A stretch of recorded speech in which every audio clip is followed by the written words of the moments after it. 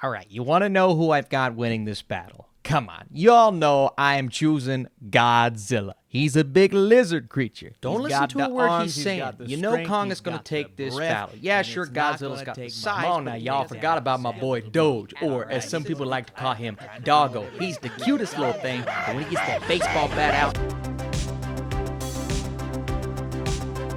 What is up, Flick fans? Welcome back to my channel. Godzilla vs. Kong is finally coming to theaters and HBO Max this Wednesday. I had the opportunity to see this film today. We are going to talk about it. No spoilers, of course. If you're looking forward to this, let me know down below. And if you like these reviews, support this channel. Drop that thumbs up down below. And let me know if your excitement level for Monkey vs. Lizard is high.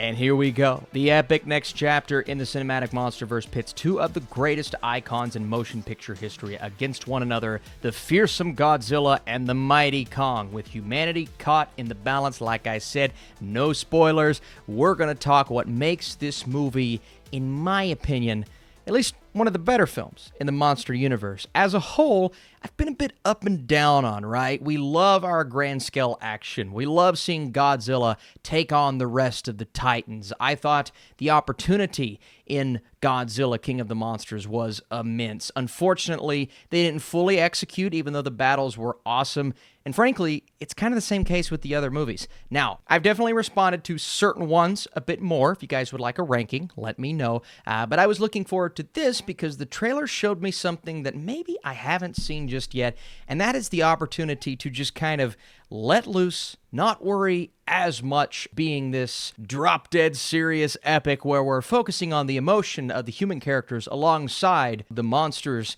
I saw this as an opportunity to focus less on what has been the flaw within the other films, and that is everything surrounding the monsters, and just give me some grand scale epic action. You have Kong, you have Godzilla, the formula is there. Just execute.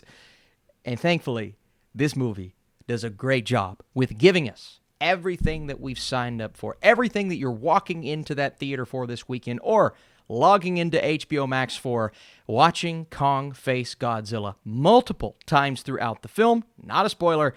Oh my goodness, you're going to get that. And the way that it is edited together on a technical level, and I know it's 2021 and we've seen so many movies and great action and awesome CGI, I could not believe some of the shots that I was seeing here. Some of the best CGI I've ever seen.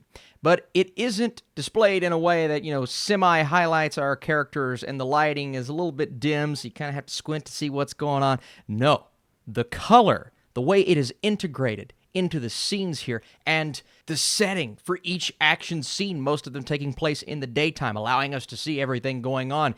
It's all there, and it allows us to just soak in the Titan versus Titan goodness. And that's what this movie is built for. It's not built for us, trying to intricately piece together and tear apart each individual scene.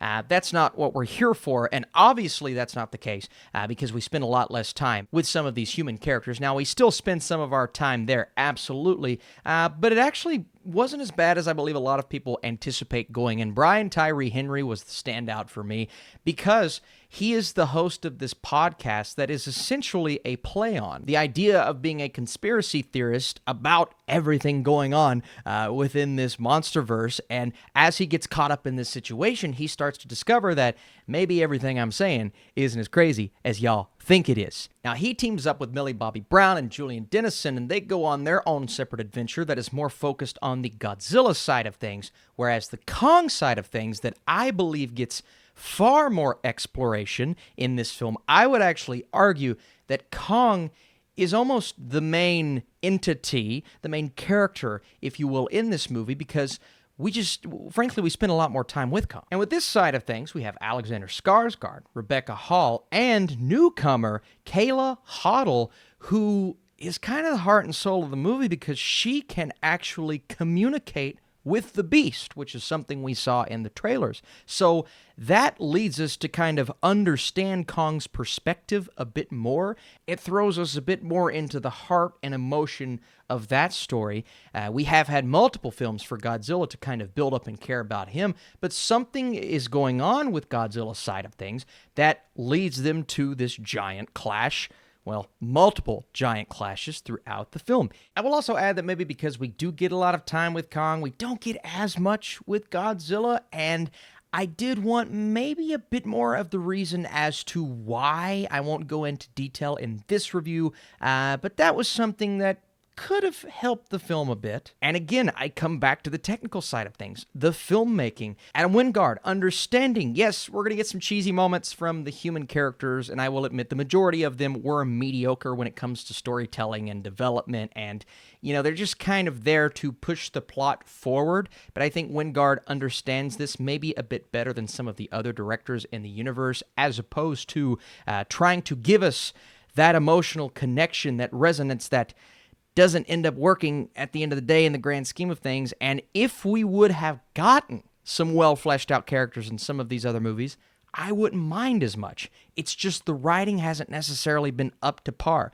But here, they kind of embrace the cheese. We cut back to them every now and then, but the focus, in my opinion at least, is much more so on the Titans, the battles, and the exploration of one subplot in particular that takes us into new visual territory that I was sitting back going, all right, I didn't expect this. It combines different aspects of movies that maybe didn't even have me anticipating that going in, but it works, and they just kept adding in all of these visually spectacular things as we went, and by the time we get to one of the final battles in that third act, and I will admit, the entirety of the third act is everything I wanted it to be because it is Clash of the Titans, I loved it. I was enjoying myself. I wasn't nitpicking or criticizing or upset because we kept cutting between storylines. They give us little pieces, tidbits here and there, but the focus is exactly where I think the focus should have been, and that is on Godzilla and Kong. And whether you're on Team Kong or Team Godzilla, I won't tell you who wins. I won't tell you what each battle turns out to be. Each of them gets their moment or moments, and fans of the Monsterverse and really these two monsters, you're going to be having the best time, especially if you feel safe enough to go out to the theater and see this in theater.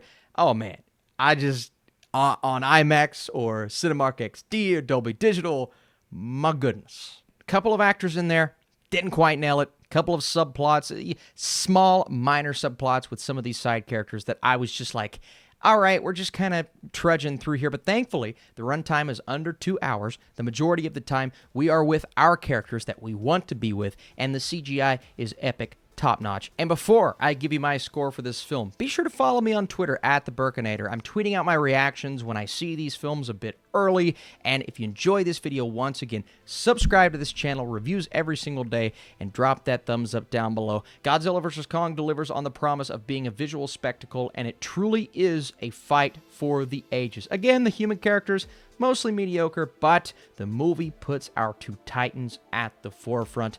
My score for this film is a solid 70%. I think it delivers on what it's trying to do. A couple of things maybe I would have changed, but those are nitpicks in the grand scheme of things, because it's frankly what we need right now. We need a fun, visually splendid blockbuster that we can just go and enjoy, and I am so happy that we get a Monsterverse movie that understands. That's why we're going into the theater. In my opinion, that worked. But I need your all's thoughts down below. Did it work for you? Is it your least favorite movie in the universe? And if you haven't seen it yet, are you looking forward to it? Who's going to win?